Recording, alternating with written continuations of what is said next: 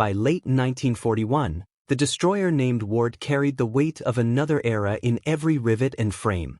She had been built for a different war and had spent most of the years that followed tied to quiet piers, her engines cold and her decks silent.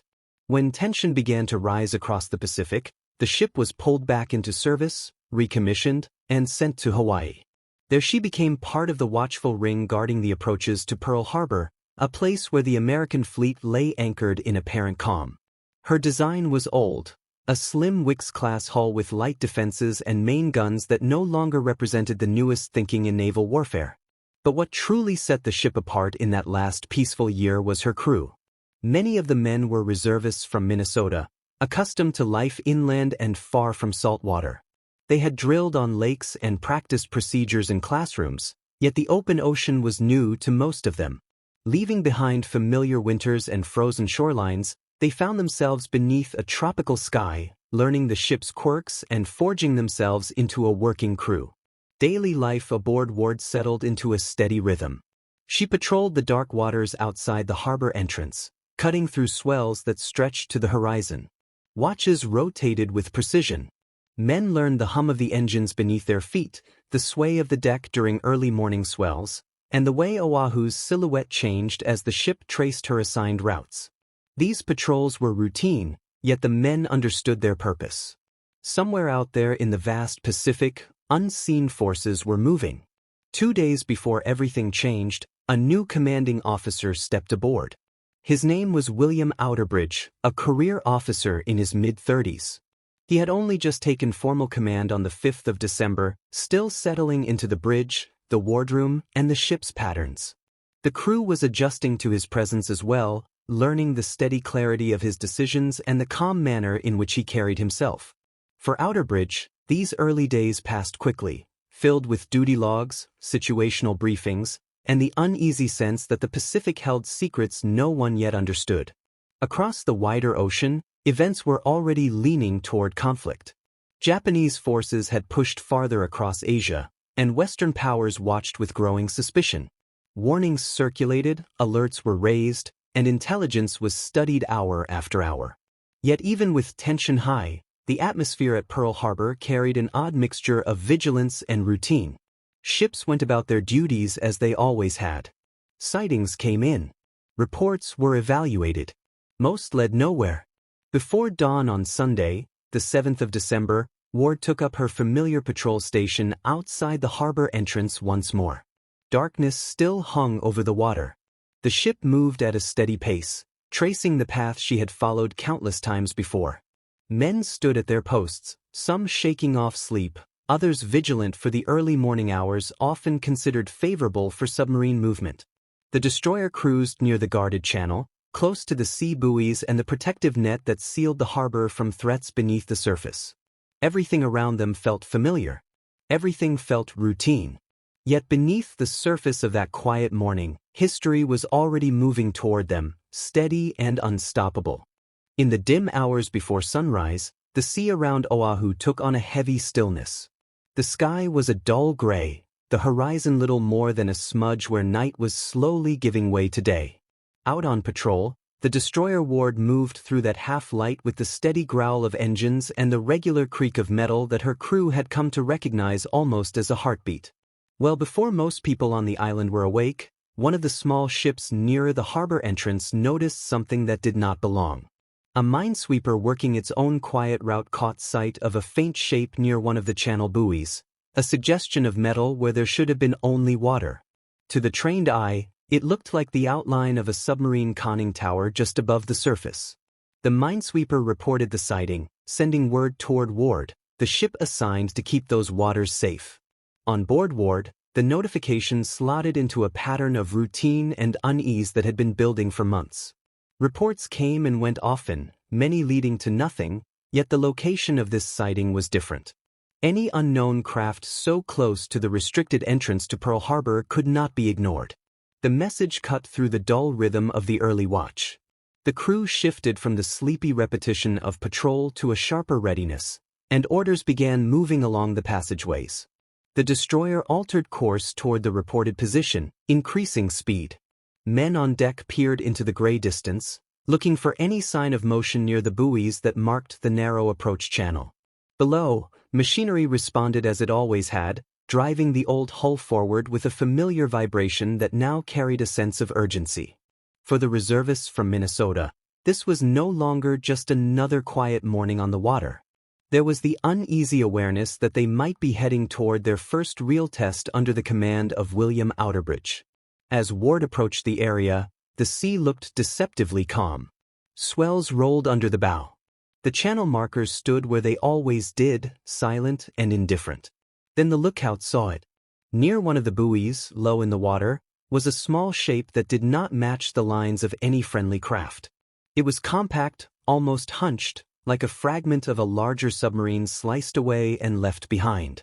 The realization spread quickly along the bridge and gun crews.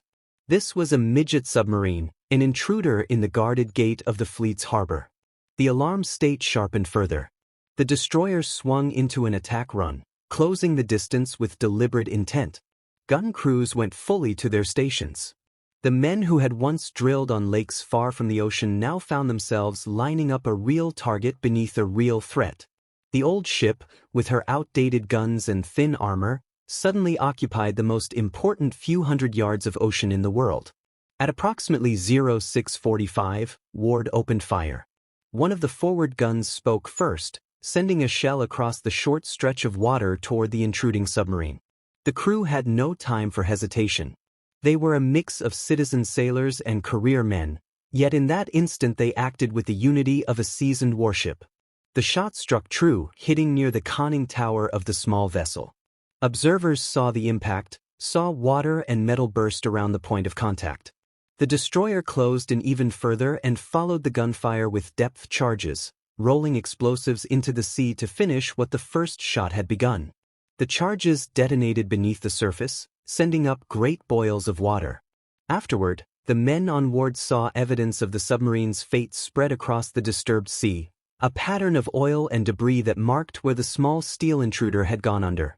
For the crew, it was a moment of profound realization. They had just sunk an enemy vessel in the restricted waters off Pearl Harbor before the sun had even cleared the horizon. Many of them understood the weight of what this meant. A hostile submarine so close to the entrance suggested more than a simple intrusion. It hinted at planning, at coordination, at the possibility of something far larger moving just beyond their sight. William Outerbridge and his officers did what duty required. They reported the attack, giving time, location, and their assessment that a foreign submarine had been engaged and destroyed near the harbor entrance. Messages traveled from ship to shore, moving into the communication channels of the base command. On Ward, that transmission marked a turning point. The patrol was no longer routine. The ship had fired what would later be understood as the first American shots of the coming global conflict. Yet ashore, the reaction did not match the urgency felt on the destroyer. Those receiving the report at headquarters had seen many messages over previous months. False alarms, misidentifications, and mistaken impressions had appeared in logs before. It was easy, from the safety of an office, to believe that this was another case of overwrought nerves. The idea of an enemy submarine slipping so close to Pearl Harbor seemed improbable. The incoming report from Ward was acknowledged, but treated with caution, even skepticism. Out on the water, the crew went on with their work. They maintained their patrol and remained at a heightened state of readiness. The men who had felt the gun recoil, who had smelled the cordite and watched the oil spread across the surface, knew what they had seen. On the bridge and along the decks, there was a quiet tension, a sense that they had just brushed against the edge of something larger and more dangerous than anyone had yet admitted. Over Oahu, the sky continued to lighten. On the island itself, another day began, still carrying the familiar routines of a naval base at peace. Trucks moved along the roads. Some pilots prepared for training flights. Church services were planned. The distant sound of a destroyer's guns before dawn did not reach most of the people on shore, and the written report describing that moment was just one more document among many. Out beyond the harbor entrance, Ward resumed her outward track, an old ship with an inexperienced crew that had just proven itself in the most direct way possible. The sea around them seemed unchanged. but they now knew for certain that an enemy had come within reach of the heart of the fleet. As they continued to steam over the swells, far to the north and west a formation of aircraft was already closing in on Oahu, unseen and unheard, carrying with it the next brutal chapter of the morning that had only just begun. As the early patrol wore on, Ward remained outside the harbor entrance, tracing her pattern through the swells. The crew had settled into a taut, watchful quiet after the encounter with the midget submarine. The guns had been cleaned, the reports written, and the men were left with the restless feeling that comes after sudden action followed by enforced waiting. The ocean looked no different, yet the knowledge that an enemy vessel had been destroyed at the gate of the fleet weighed on every thought. The sky in the east slowly brightened, turning from slate gray to pale gold. Farther inland, the naval base began to stir fully awake. Mess halls served breakfast. Band practice was planned for later in the morning. Some men on the battleships still lazed in their bunks, expecting another easy Sunday with inspections and routine duties. The notion that war might be only minutes away did not cross most minds. For them, danger still lived comfortably on maps and in distant reports rather than directly over their heads. Aboard Ward, the sense of unease deepened instead of fading. The destroyer had done what she was built to do, yet the response from shore had not matched what the crew expected after sinking an intruder. There was no immediate order to raise the general alarm, no sudden surge of aircraft roaring into the air in force. Instead, the patrol continued, formal and controlled, as if the encounter might still be explained as some extraordinary misunderstanding rather than the clear edge of a coordinated attack. Out over the Pacific, beyond the reach of the men on Ward, a formation of aircraft had already crossed the last stretch of open water toward Oahu. Pilots set their watches. Engines droned in steady unison. Bombs and torpedoes sat ready beneath wings and inside bomb bays. The route had been planned with precision, the timing calculated so that the first wave would strike just as the morning routines ashore reached their most comfortable rhythm. Near 8 in the morning, the stillness around the harbor shattered. From Ward's position offshore, the first hints came as distant sounds that did not match the usual noises of a peaceful base. The men on deck began to notice a low rumble that grew sharper and more insistent. It did not sound like a drill. It did not fit the pattern of training flights they had grown accustomed to during their time around Oahu. Within minutes, the horizon in the direction of the harbor darkened with moving shapes. Aircraft appeared, flying low and fast in tight formation. To the men looking shoreward, there was no mistaking their intent. Columns of water and smoke began to leap into the air inside the harbor as bombs and torpedoes struck their targets. The calm surface that had mirrored the morning light erupted into chaos, marked by sudden plumes of spray and oil and fire. A strange dissonance took hold on Ward. Out at sea, the water around the destroyer remained relatively undisturbed, yet ahead of them the anchored fleet was under brutal assault. Flames and smoke rose from ships that had been quietly at rest only moments before. Towers of fire reached upward, turning the air above the harbor into a violent palette of orange and black. The men who had fired the first American shot that morning now watched as enemy aircraft dealt blow after blow against their country's ships and shore installations. Even from their patrol track, the crew could see the ugly detail of disaster. A great battleship rolled and settled unnaturally in the water. Another was struck amidships, a column of flame exploding upward higher than her masts. Smaller vessels twisted and burned along the piers. Overhead, the attacking planes wheeled and dove, undisturbed by the sort of organized fighter defense the men might have imagined would rise to meet such a threat. For Ward's officers, the connection between their early morning encounter and the attack now raging in the harbor was inescapable. The midget submarine they had destroyed had been more than a lone intruder. It had been a scout and a weapon, part of a carefully prepared assault on the heart of the Pacific Fleet. Their warning had been real. Their report had described the opening move of a wider plan. Yet by the time that truth took solid form in the minds of those ashore, bombs were already falling. Little of that understanding mattered in the immediate moment to the men on deck. What they felt most keenly was helpless anger and frustration. The destroyer could not simply charge into the narrow entrance while chaos reigned inside. Ward had to remain on her assigned duty, guarding against any further submarine threats that might attempt to slip into or out of the harbor in the confusion. While flames consumed great ships and explosions echoed over the island, the old destroyer continued pacing the outer approaches, still tasked with watching the dark water for shapes like the one they had already sent to the bottom.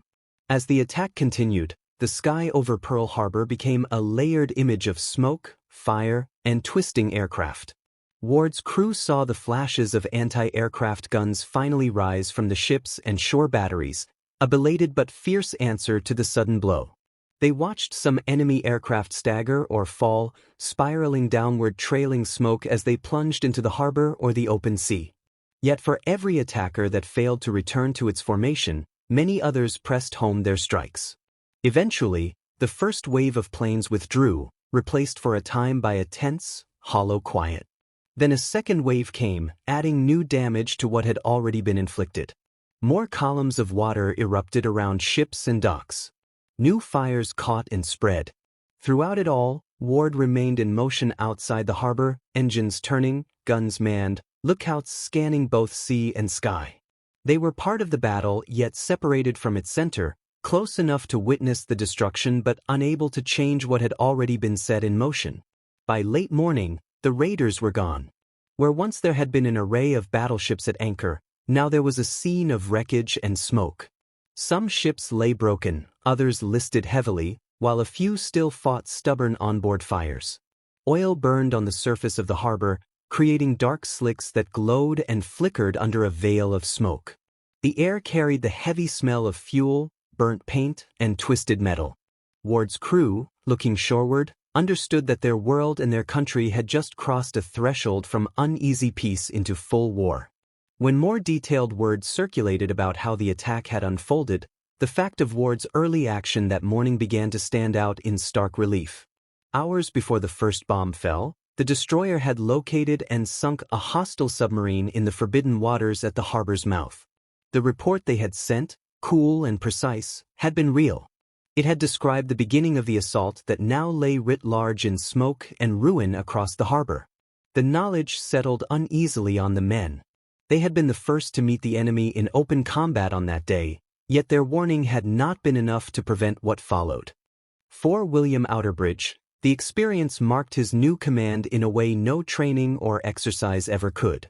In less than 2 days, he had gone from assuming control of an old destroyer with an inexperienced crew to leading them through the first engagement of a war that had now burst fully into the open. His men had responded with discipline and accuracy when faced with the midget submarine. The shot that struck the intruder near its conning tower had been clean and decisive. The depth charges had finished the job. Those facts could not be changed by what had happened afterward. On board the ship, there was little time for reflection.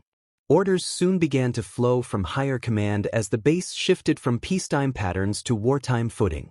Ward would not remain simply a gatekeeper outside Pearl Harbor. She would be called on again and again in the months ahead, pressed into the wider conflict now sweeping across the Pacific. The reservists from Minnesota who had once drilled on calm inland waters were no longer citizens practicing for a distant possibility. They were combat sailors serving on the front line of a war that had arrived with brutal clarity on a quiet Sunday morning. As the day of the attack faded into evening, the smoke over the harbor thinned but did not disappear. Fires still burned in the husks of shattered ships. Rescue work continued against a backdrop of wreckage.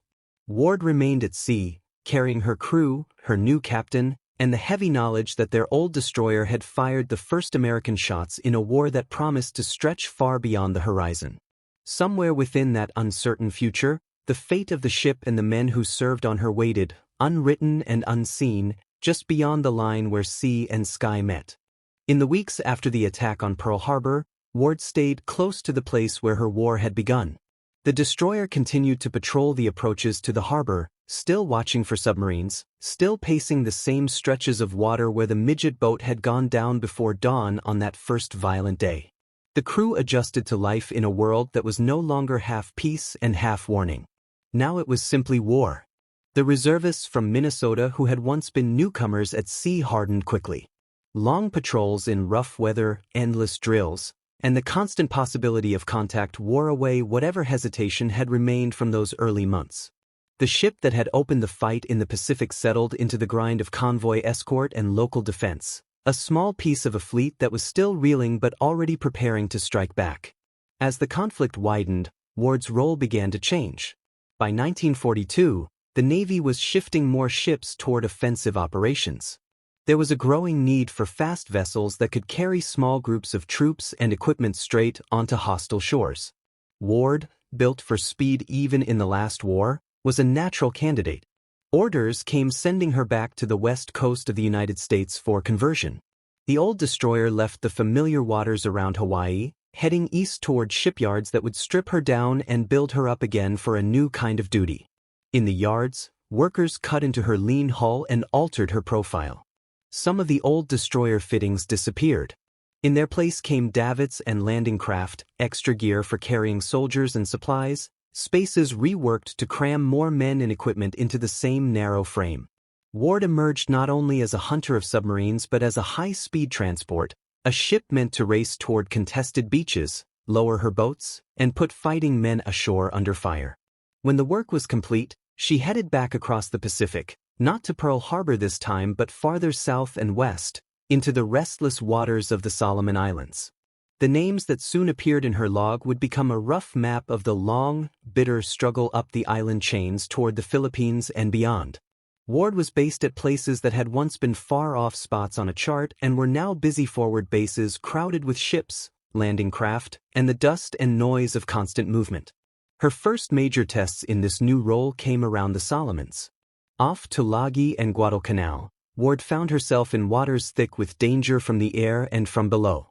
She ran patrols, escorted other vessels, and used her new transport capacity to move small units into contested areas.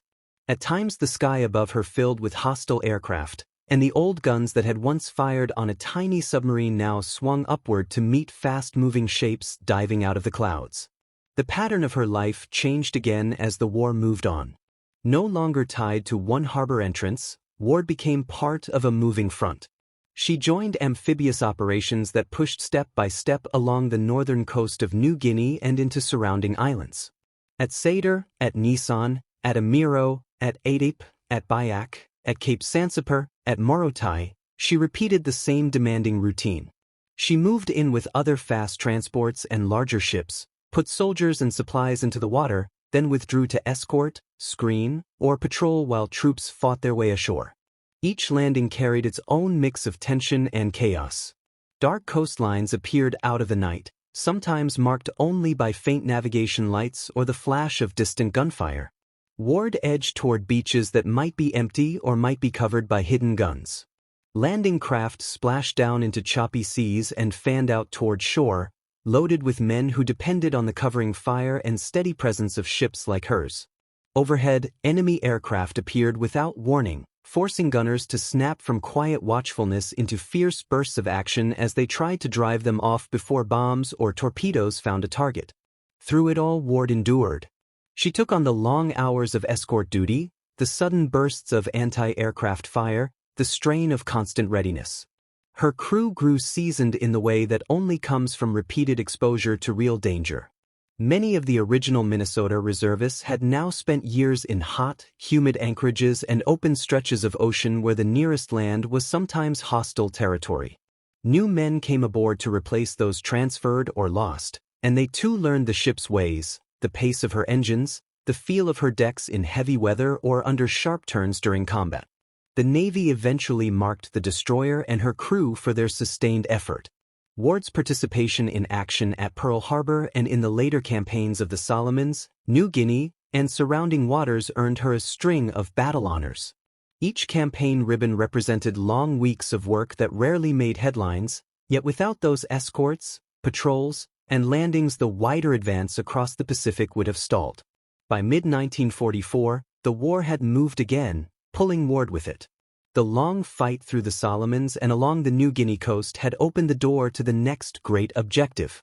Plans were forming to return to the Philippine Islands, to cut the enemy's lines and reclaim territories that had fallen in the early months of the conflict. The high-speed transports that had proven themselves in earlier operations were once again needed at the spearhead. Ward, now a veteran in her new form, received fresh orders. She was to help carry army units into the complex cluster of islands and bays that made up the approaches to Leyte and beyond. Her engines, old but still eager when pushed, drove her toward yet another front. The ship that had once guarded a single harbor entrance now found herself woven into a vast armada, a moving city of gray hulls stretching across the horizon, all aimed at forcing a way back into territory that had been under enemy control for years. For the crew, there was a strange sense of familiarity beneath the constant motion. They had become used to the pattern of building tension before each landing, the thin sleep, the final checks of gear and weapons, the silent counting of hours until dawn. Yet something about the coming operations felt heavier. The stakes were rising. Every mile they advanced brought them closer to the main strength of the enemy and to waters thick with aircraft, coastal guns, and hidden suicide tactics that were starting to appear more often in reports and rumors. Ward steamed on, carrying the memories of her first action off Pearl Harbor and the long chain of smaller fights that had followed. The old destroyer, remade as a transport, had survived torpedoes that never found her, bombs that fell just wide, and endless miles of ocean where danger could appear from any direction. Ahead lay new landings, new enemy airfields, and bays whose names were not yet etched into history but soon would be. Somewhere beyond those next operations waited another date that would echo the morning when she had fired on the midget submarine. The calendar was moving toward another 7th of December, this time in a different year and in a different sea. Ward's story was still being written with each patrol and each landing, the final lines hidden just over the curve of the horizon as she pressed on toward the Philippines. By the end of 1944, Ward was no longer roaming the scattered islands of New Guinea and the Solomons. The long arc of the war had pulled her north and west toward the Philippines, into waters that had once been firmly in enemy hands. The landings at Leyte had begun in October. Now, in early December, the fight had shifted to the darker, narrower bays along the island's western coast, where supply routes and reinforcement convoys still tried to slip through. Ward was drawn into that struggle as a veteran high-speed transport, trusted to run close to dangerous shorelines and put soldiers ashore where they were most needed. On 6 December, she lay off the eastern coast of Leyte, taking aboard elements of the 77th Infantry Division, soldiers who had already been blooded in other campaigns and now faced another demanding landing. They filed up the gangways with packs, weapons, and the constrained restlessness of men waiting for the next operation. The crew of Ward had seen this routine many times now. Cargo nets, crowded decks, landing craft slung in their davits ready to be lowered in the dark. The old destroyer, remade as a compact troop carrier, settled a little deeper in the water as the last men came aboard and the ship took her place in the attack group headed for Ormoc Bay. By mid-afternoon, the formation was steaming out of Leyte Gulf and around toward the western side of the island. Ward led one of the columns of transports and escorts, her engines pushing steadily as the daylight faded. Ahead lay a narrow bay hemmed in by steep hills, a place where geography favored ambush and where the enemy was determined to contest every mile. Reports had already described heavy air activity over that part of the coast. The crews of the ships in the formation knew that getting the troops ashore might be the easiest part of the mission. The real danger would come as the sun climbed and aircraft came hunting over the water. Night settled thickly over the convoy. The sea turned to a dark, uneven plain broken only by the dim shapes of other ships and the occasional flash of light far off where flares fell through the sky. Enemy reconnaissance planes circled at a distance, dropping strings of white fire that hung under parachutes and cast a sickly glow on the waves. The flares did not bring immediate attack, but they made it clear that the formation had been spotted and that eyes were tracking its passage toward Ormoc.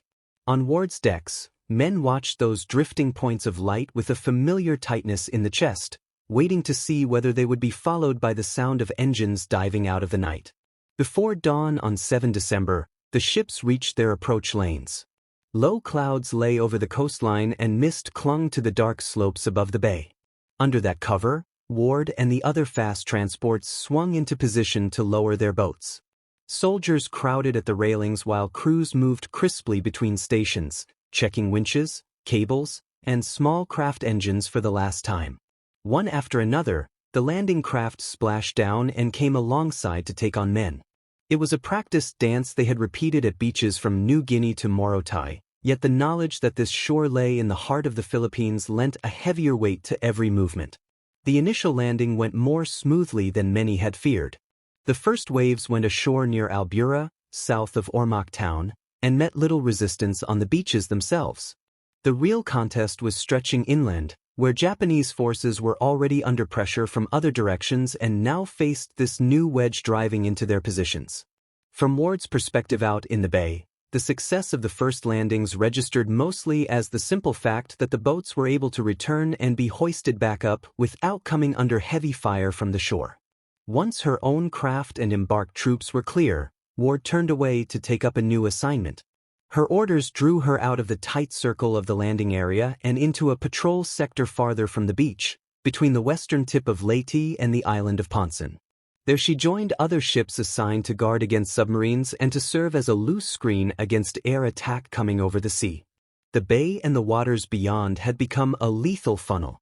Any ship moving inside that space risked sudden assault from above, and yet the transports and escorts had to remain within reach to support the troops now pushing ashore. Ward settled into her patrolling pattern once more, an old rhythm in a new and more dangerous setting. The first signs of what was coming appeared as specks in the distant sky that grew steadily larger. In the mid-morning, formations of twin-engined bombers swept over the area, testing the defenses, veering away or shifting their aim as anti-aircraft fire rose to meet them. Ward's gunners joined that effort, sending bursts of fire upward at shapes that passed quickly through their arcs of aim. In that flurry, no bombs fell close enough to claim her, but the message was clear. The bay had become a killing ground, and the enemy was prepared to spend aircraft to set these ships alight. As the morning advanced, more aircraft came in smaller groups, some diving straight for individual ships. The tactic that had begun to spread in the later stages of the war was now fully present over Ormoc Bay. Pilots drove their planes directly at their targets, turning the aircraft themselves into guided weapons. The word for such attacks was already circulating through the fleet, spoken with a mixture of anger and cold respect. Ships that had survived torpedoes and conventional bombing now faced a new kind of threat, one that was harder to divert or discourage, because the attacker did not intend to pull up and escape. Around mid-morning, one of those aircraft found Ward. Somewhere above the patchy clouds, a single enemy plane broke from its height and angled down toward the patrol line. Men on deck heard the rising snarl of the engine before they clearly saw the shape. Then the plane came into view, skimming through the lower haze, lining itself on a course that led straight toward the slim hull that had begun her war off Pearl Harbor 3 years earlier to the day. Gunners reacted as they had been trained to do, swinging their weapons and sending streams of fire at the oncoming shape. Shells burst around the attacker. For an instant it seemed possible that the plane might shear away or break apart under the impact. It did not. The aircraft kept coming, angling lower, committing fully to the dive. On Ward's decks, there was no time for anything but action. The range collapsed rapidly. The plane struck near the middle of the ship, smashing in at low level and erupting in fire and twisted metal. In a heartbeat, quiet steel passageways and compartments that had seen years of service were transformed into a furnace.